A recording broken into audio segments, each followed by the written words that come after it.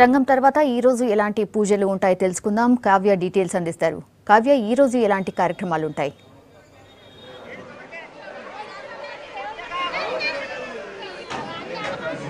వేలాది మంది భక్తులు ఎదురు చూసే లష్కరు రంగం కార్యక్రమం ఇప్పుడే ముగిసింది. గతేడాది కూడా అమ్మవారు సకాలంలో వర్షాలు పడితే అందరూ సంతోషంగా ఉంటారని దీవించింది. ఈ ఏడాది కూడా అంతే, సకాలంలో వర్షాలు పడితే కరువు కాటకాలు ఉండే, పంటలు మంచిగా వండుతాయని చెప్పింది. అయితే ఉత్సవాలు మస్తుగా చేసిర్రు, చాలా ఘనంగా చేసిర్రు, సంతోషంగా ఉంది.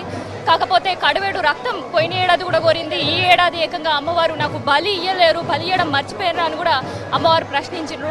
చూస్తున్నాం, అంటే ఇప్పటి వరకు కూడా రంగం కార్యక్రమం ఉన్నందువల్ల గుడి ఆలయ తలుపులు కూడా మూసేసిర్రు, భక్తులను అనుమతించలేదు. ఇంకా ఇప్పుడు రంగం కార్యక్రమం అయిపోయినాక భక్తులను కూడా అనుమతించడం జరుగుతుంది. మనతోటి ఈవోతో పాటు కార్పొరేటర్ కూడా ఉన్నారు, వాళ్ళతో కూడా మనం మాట్లాడదాం. చూస్తున్నాం, లాస్ట్ ఇయర్ కూడా మీరు ఉత్సవాల్లో పాల్గొన్నారు, ముందుండి నడిపించారు. కాకపోతే లాస్ట్ ఇయర్ అమ్మవారు ఇదే భవిష్యవాణిలో కడివెడు రక్తం కూడా నాకు ఇయ్యలేదని అడిగినరు, మళ్ళీ సేమ్ అదే ఇప్పుడు కూడా కోరినరు. మరి ఏం చేయబోతున్నారు? అమ్మ ఏది అడిగితే అది ఇస్తాము తప్పకుండా. కాకపోతే కొన్ని ఉంటాయి కదా, అది కొంచెం తెలియకుండా అది జరుగుతుంది.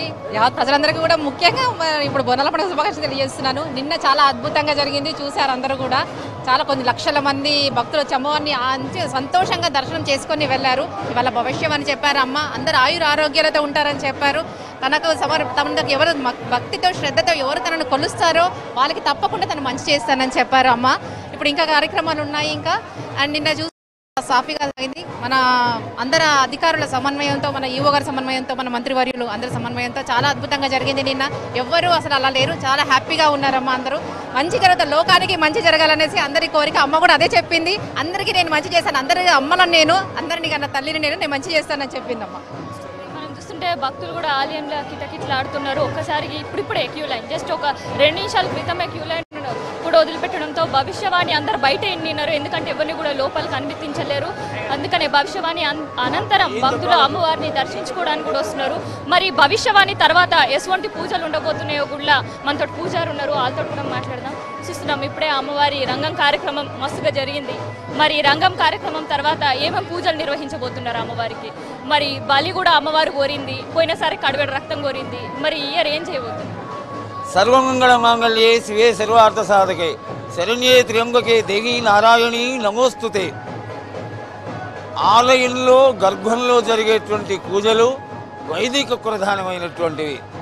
అయితే కామరజనులు ఆనాటి నుంచి అలవర్చుకున్నటువంటి ఈ విధానమైనటువంటి పూజలు ఇవి కూడా గ్రామాల్ని రక్షించేటువంటి కార్యక్రమాలే. ఇంత పూర్వమే అమ్మవారు రంగం అనేటువంటి కార్యక్రమంలో కచ్చి కుండకైన కన్యక స్వరూపంలో జోగిని పైకి ఆవహించి భవిష్యత్తుని తెలియచేసి సస్యశ్యామలంగా రాష్ట్రాన్ని కాపాడుతానని, కాడి కొంటలని సమృద్ధిగా ఇస్తానని శపథం చేసి అందరినీ చల్లగా చూస్తానని చెప్పి అమ్మవారు నిష్క్రమించింది. రంగం తర్వాత ఎటువంటి కార్యక్రమాలు ఉండబోతున్నాయి? ఎలాంటి పూజా కార్యక్రమాలు గుళ్ళే జరగబోతున్నాయి? తదనంతరం ఆనాటి నుంచి వస్తున్నటువంటి ఆచారం గావు కొట్టడం.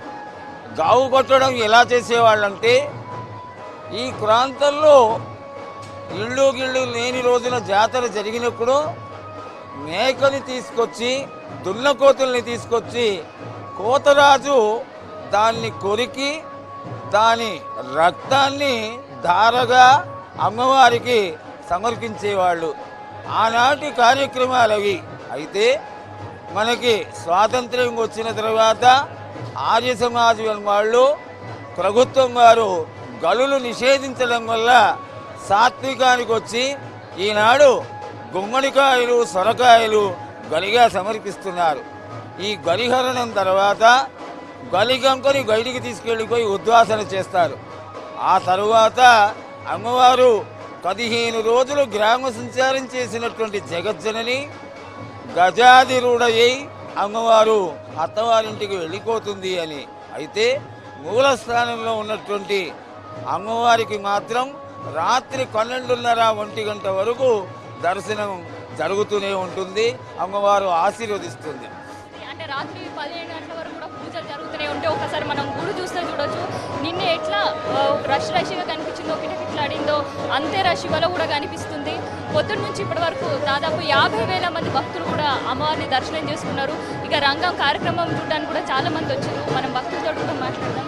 ఎట్లా అనిపిస్తుంది? రంగం విన్నారా ఇందాక? బాగుంది జాతర బాగుంది.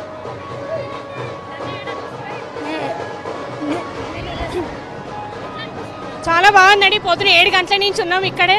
రంగం చాలా బాగా జరిగింది. ఇప్పుడే రంగం ముగించింది. ఇప్పుడు పోతరాజు కార్యక్రమము ఘటం గురించి వెయిట్ చేస్తున్నాము. చాలా థ్యాంక్స్. చూస్తున్నాం అమ్మవారు స్వయంగా విచ్చేసి ఆనందంగా ఉన్నాయి. ఉత్సవాలు మంచిగా చేసిర్రు అన్నది ఎట్లా అనిపిస్తుంది? ఇక్కడ చూసినట్టయితే అమ్మవారి ఉత్సవాలు చాలా అంగరంగ వైభవంగా జరుపుతున్నారు. ఏటా అమ్మవారి యొక్క పూజలు బాగా జరపడం ఇక్కడ ఒక ఆనవాయితీ. ప్రతి ఏటా అమ్మవారి పూజలు అంచెలంచెలుగా పెరుగుతూనే వస్తుంది. క్రౌడ్ కూడా ఎవ్రీ ఇయర్ అమ్మవారి భక్తులు కూడా పెరుగుతూనే వస్తున్నారు. చెప్పాలంటే చాలా బాగా జరుపుతున్నారు. అమ్మవారు ఏం మొక్కినా తీరుస్తుంది అంటారు. ఎప్పుడన్నా మొక్కుకున్నారు? మొక్కుకున్నానండి. కొద్దిగా పిల్లలకు మంచి చదువు రావాలి, భవిష్యత్తు ఉండాలి, మా సార్కి కూడా బిజినెస్లో బాగుండాలి అని చాలా మొక్కుకున్నాను. తీర్చింది కూడా. ప్రతిసారి వస్తాం మేము, జియాగూడలో ఉంటాం మేము.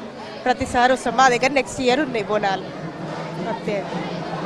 ఇది భవిష్యవాణికి సంబంధించిన సమాచారం. చూస్తున్నాం గుడి మొత్తం కూడా ఇట్లే కిటకిట్లాడుతుంది. రాత్రి 12 గంటల వరకు కూడా ఇదే కార్యక్రమం జరుగుతుంటుంది. అయితే మనం చూస్తున్నాం ఇప్పుడు అమ్మవారి గుడి వరకు కార్యక్రమం చేసిన మళ్ళీ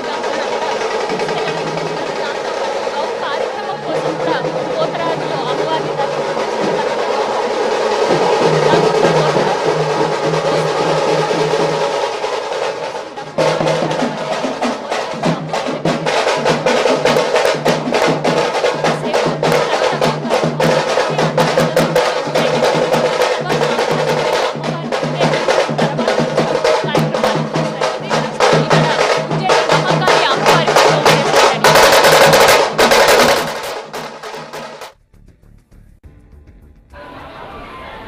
తక్కువగా నేను చూసేది.